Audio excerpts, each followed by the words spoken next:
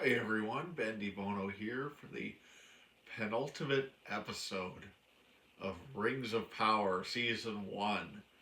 And if you had Celeborn being described as a silver clam on your bingo card, you're doing better than I am. I made that prediction episode at the start of this season. And at this point, I'm just gonna throw it all out. This show's so weird. I mean, it's like simultaneously predictable with all of its stupid beats, but it's also just like they keep pulling weird stuff out of their ass, and it doesn't make any sense. Oh, we'll get there. So I'm smoking a Rome 101 10th anniversary. I think it was their 10th anniversary. Yeah, it's not very good. It's like this show. It's just kind of disappointing, but oh, we'll finish it off. What a boring episode, even by this show's standards. Like I get what they're trying to do. They're trying to have we have the big exciting and heavy air quotes episode from last week, and then this week it's like we're gonna have the pause, take the deep breath before everything concludes next week. Yeah, it's an expensive car wreck. You can't exactly. That comment is spot on. It is a car wreck, but you can't stop watching. Um, you know, but like to make an episode like this work, where you have that pause, because it's okay for things to be slow, uh, but you have to actually care about the characters, and we don't care about any of them. Like they're all dumb. Oh, so much going on. So let's see. We have stuff in Khazad Doom. We have stuff with the Harfoots, and then we have all the Galadriel stuff. So I think we'll end with the Southland stuff. But I do want to say something nice about the show, and I genuinely mean this. Like I actually have a compliment to the show. And I made the comment a lot of times that the show looks expensive but not good, meaning that the cinematography and everything, you can tell there's a lot of money behind it, but it just doesn't look good. I have to say, and I genuinely mean this as a compliment, the cinematography, the art direction in the Southlands after the volcanoes erupted, where you've got the red sky and all the ash, really looked spectacular. Like it was, by far the best done thing in this show so far. It just kind of had this hellish look to it, and um, what was happening to our characters in it was stupid, but the look of those elements was really good, like really really good. Okay, so that's my nice compliment to the show this week. Let's start with the Harfoot stuff, because this is really really weird. That they get to wherever it is they're going, and it's all kind of burned out, and then Sardak gives this little speech about how when evil comes, then there's volcanic eruptions, which I guess makes sense given what we saw last week. And he's like implying that that's what happened to this, half-acre area that they're all standing in. So what the hell? Like the Harfoot suffered a volcanic eruption in a backyard. What is happening here? Like things are looking burned out, but it doesn't make any sense.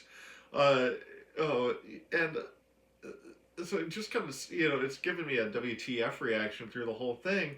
Uh, and I have to say, with the whole plot line of Meteor Man, I'm so sick of it. Like I'm just bored with that. The is he good? Is he bad? Oh, he's making the tree blossom, but then oh, the branch fell over. Oh no! It's like do something with this character. Do something with this plot line because it's putting me to sleep. I don't care. At this point, I just want all the Harfoots and Meteor Man to all die and leave us alone. I don't care about the Eminem guy. I guess is a girl. I didn't realize that before. It sort of looked like a girl. I guess this she had boobs. I didn't notice that before. So I guess we've got three women chasing them around. I don't care about any of them. Uh, just the Harfoots are so dumb. I love the death cult elements, which my reaction when their wagons burned up was that they're gonna have to add a few more names to the death cult chant roster that they do. But everything happening at the Harfoots is so boring. I'm just sick of it. I'm just sick of it. Uh, I did love Nolly's, whatever her name's is, speech. I think it's Nori. Of I'm just a Harfoot. That's all I'll ever be. Well, yeah. I, you know, that type of line works to the extent that it does when you're like, well, I'm just a, I'm just a carpenter. I'm just an electrician. That's all I'll ever be. So you're aspiring to be more. Like, what does she want? What's the alternative? Oh, is she gonna wear stilts and go run around with the Numenorians? I don't know. Oh, yes, you're a Harfoot. Congratulations, you figured out your race. Like, oh, I'm just a human. That's all I'll ever be. Yes, yes. It's so dumb. And then we stay true speech at the end. No, you don't. Your whole shtick up till this point in the show has been how you leave people behind. And speaking of which, why has everyone now changed their mind about Meteor Man? Like, what is going on here? All of a sudden they're all on board with him. I guess he made them apples, but they've been wanting to kill the Brandy Foots for getting to them. Uh, she's trying to pull a Rachel Dolezal and identify as an elf. Yeah, she's a trans speciesist. That would be a wild plot line. That's fantastic. If you're not if you're watching this later and you're not paying attention to the live comments, you should be. That was good. Man, it's so dumb. Anyway, so that's the Harfoots. Hopefully something happens with them, and hopefully something happens next week with actual rings of power. I was thinking, like, if you were watching this show and you'd never heard of Lord of the Rings, you never, watched read Tolkien or anything, and so you didn't have any context for what the Rings of Power are. Like, at this point, you'd be thinking, is Rings of Power just a metaphor? Like, is Rings of Power just supposed to be the friendship that binds us, or some stupid shit like that? Because there's nothing about Rings of Power in this show. So I don't know. Make your predictions now. Presumably in the 5 seasons, we're gonna get Rings of Power, right? Like, there has to be Rings of Power at some point in this show. But make your predictions. Do we get an actual reference to Rings of Power in the last episode? I've gotta, this is probably a dumb prediction, but I'm gonna say yes, if only because they have to, right? Like, even if it's the last moment of the show, of the episode, is Celebrimbor saying, I've got an idea. What if we made rings of power? And I think he'll do it just like that. He'll have a cigar like this, and he'll have the long pause and do it just like that. So that's my prediction, is last scene is going to be a reference to Rings of Power. But honestly, if I'm not going to be shocked if I'm totally wrong, and there's just nothing about the Rings of Power in the entire first season of this show, and that would be spectacular. Yeah, this is Mordor country. It's funny you mentioned that this is Mordor country thing, because like Deese's little speech at the end, it's like, is she gonna do a January 6th? Like the whole thing just kind of had that vibe to it. Oh, we'll get there. But man, it's like, what is gonna happen next week? Nothing. Are we gonna have a Sauron appearance? Is anything actually going to happen in this show? I don't know. You have to put your money on no at this point, I think. All right, so down in Khazad-dûm, which, by the way, at Khazad-dûm, there's a small moment that I just kind of loved, which is when Elrond gets kicked out, and like the back door is about the size of my door over here, which. Here, I'll turn. It's just a normal door, but you can see. This isn't going well. But yeah, there's my door. And I think that the Kaza Doom door was about that size. Which is kind of great. You think back to Lord of the Rings, you got the big doors that swing open. Yeah, Halbrand will be revealed as Sauron to the audience only, and a hobbit will fall into Mount Doom. I like the second part of that. That would be fantastic. They go chasing Meteor Man and they fall into Mount Doom. That would be terrific. But yeah, so Khazad Doom, I guess this Grand Kingdom has a door that's about the size of the door in your house, slightly larger. But not much, not much. What do they do when they all need to leave? What do they do when they need to transport something? Is there a dock back there with a big garage door that opens to unload the trucks? I don't think so at this point. The stupid table they were carrying last week or 2 weeks ago, whenever the hell that was. I don't think that could fit through that door. It's a small thing, but the show's really stupid, so I'm gonna pick on small things.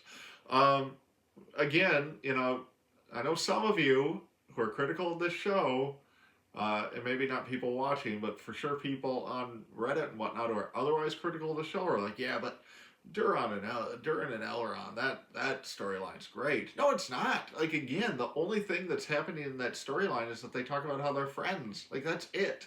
That's their entire relationship. Their entire characters are based on the fact that they're friends.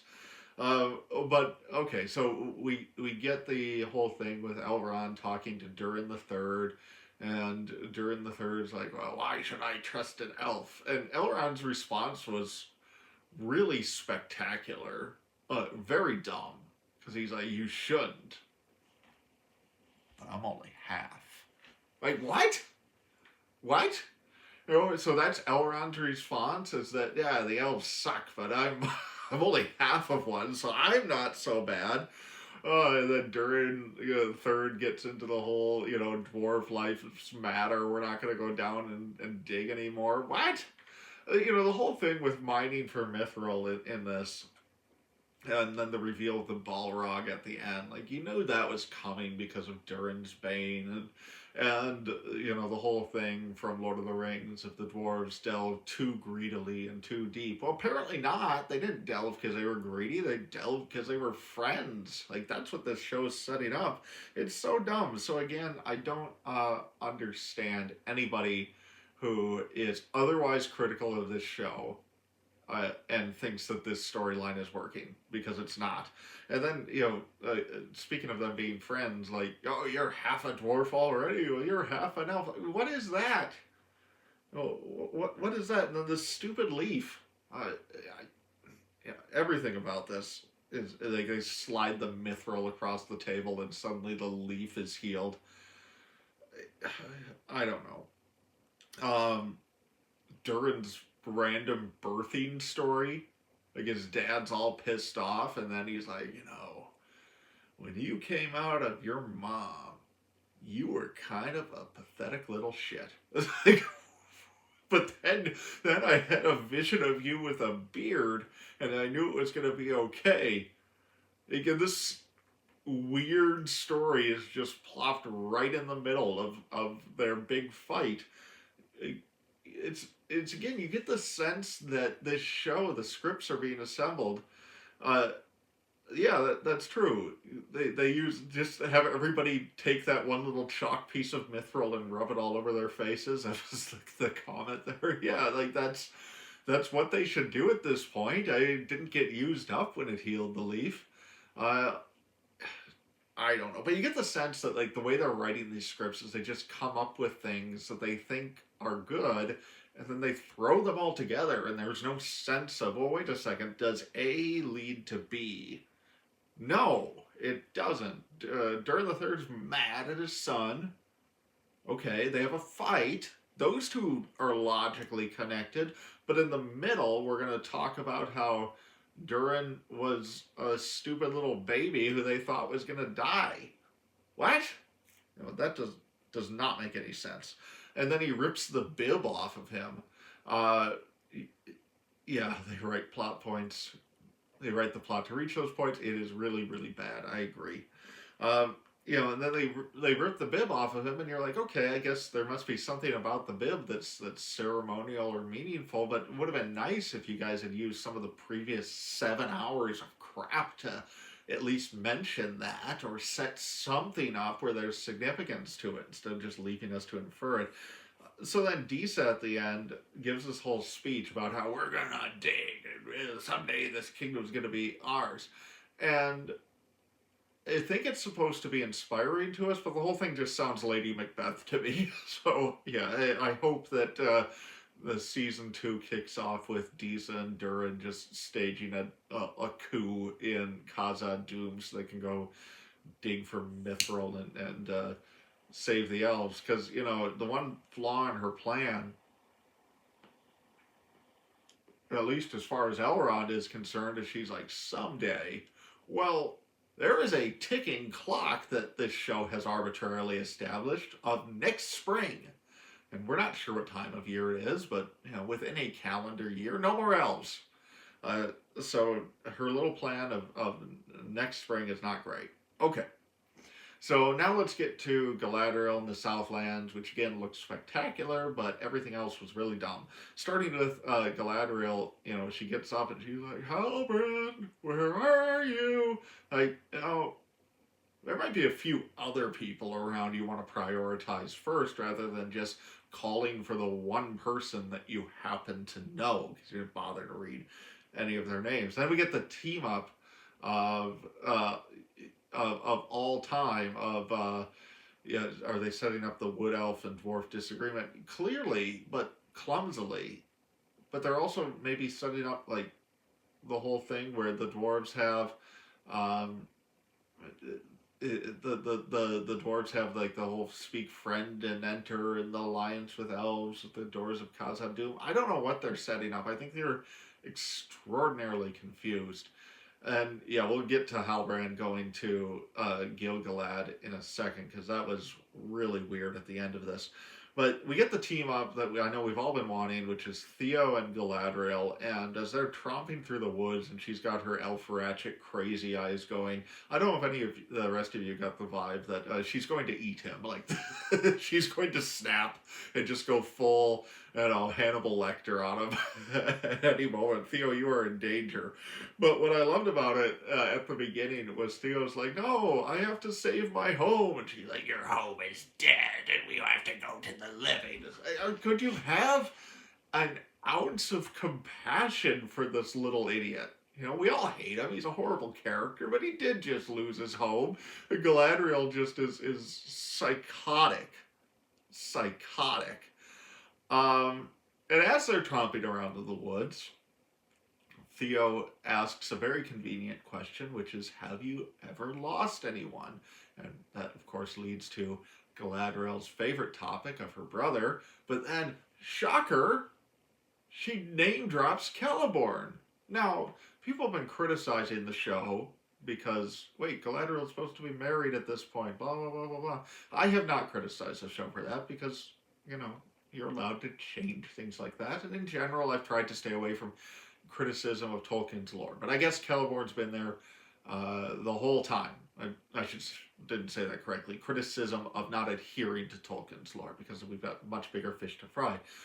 But then she's like, I've also lost my husband, implying that he died at the hands of Sauron like Finrod did. But that's not what I took from that story because she says, last time I saw him, his armor wasn't fitting well, and I called him a silver clam, and I never saw him again.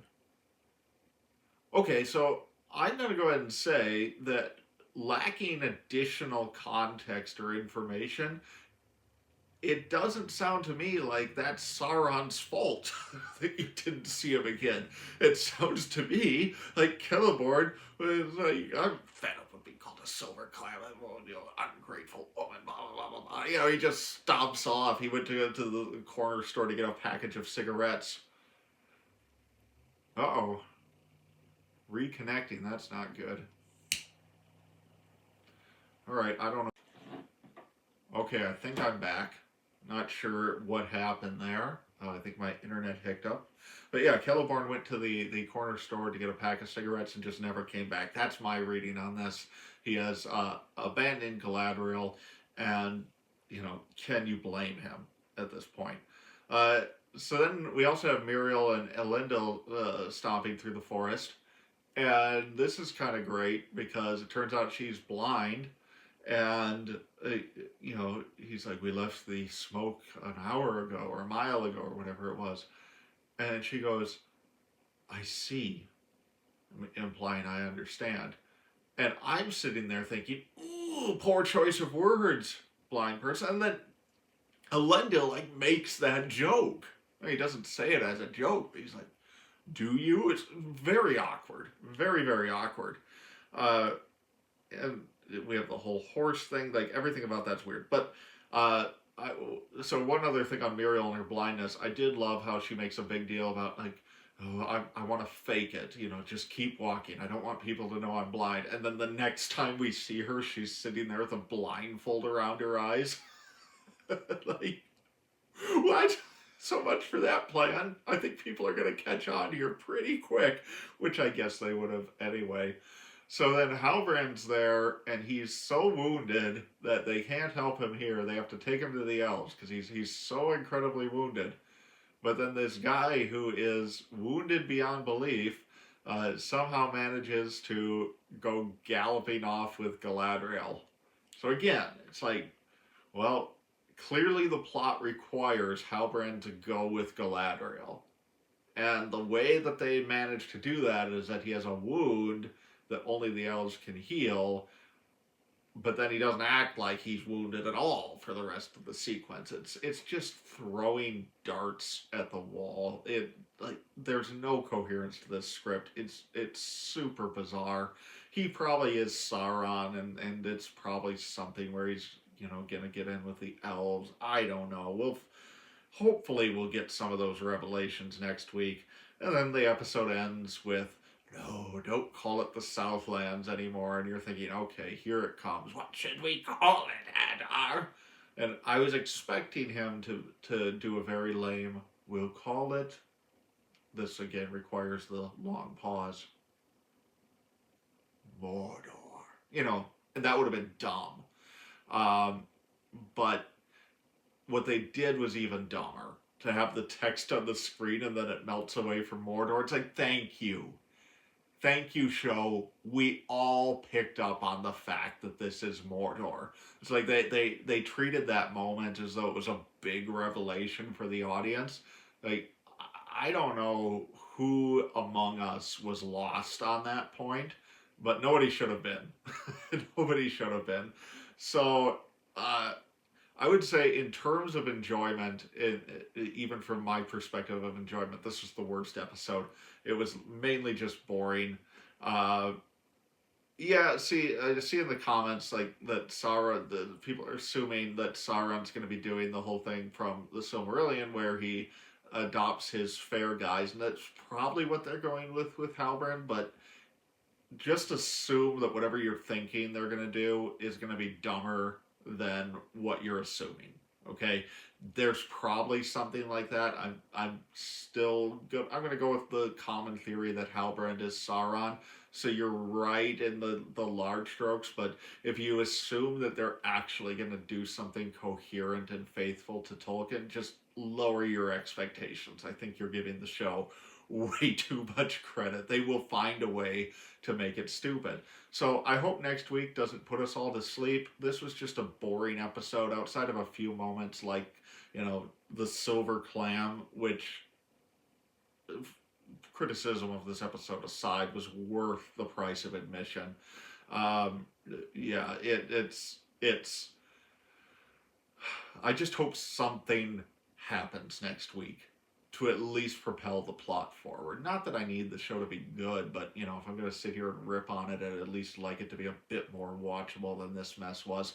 Disaster of a show. Okay, so one thing I'm going to do in this next week is The Hollywood Reporter has published a major puff piece for Rings of Power.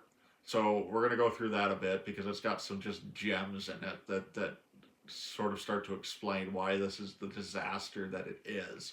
To tease what I'm talking about, the two showrunners, I guess, have never done anything before. Like they have, they were backup writers for J.J. Abrams, but they never actually have any credits to their name. And somehow somebody decided to give them the biggest show of all time, at least in terms of money and hype and all of that. So that explains some things. And then there was a companion piece I found tonight in the Hollywood Reporter where the interviewer was offering them up 5 criticisms of the show and giving them a chance to respond to it. It's like, okay, that could be interesting. No, no, no, no, no. The criticisms are like, what about people who are saying the clothes look too new? Like, that's the criticism? That's the level that you're asking them to respond to? I mean, yeah, the costumes look dumb, but, make a list of everything that's wrong with this show. That is not at the top, anywhere close. So we'll go through that. It's wonderful. If you have predictions for how this disaster wraps up next week, I'd love to see them. I don't. I think whatever I'm thinking, whatever predictions I could make, the show's going to be stupider than that. So that's an anti-prediction, but I'll hitch my wagon to that one. Hitch my Harfoot wagon to that one, and then the wheels will come off and it will set on fire, and I'll get added to the list of those left behind. All right, dumb episode. I'm annoyed with this show. I'd say this is the first week I'm more annoyed than entertained by its badness. But we'll be back. We're going to see this through to the end. One more. I'm Ben DiBono. We'll talk to you guys next week if you are able to stay awake through episode 8 long enough to watch this. So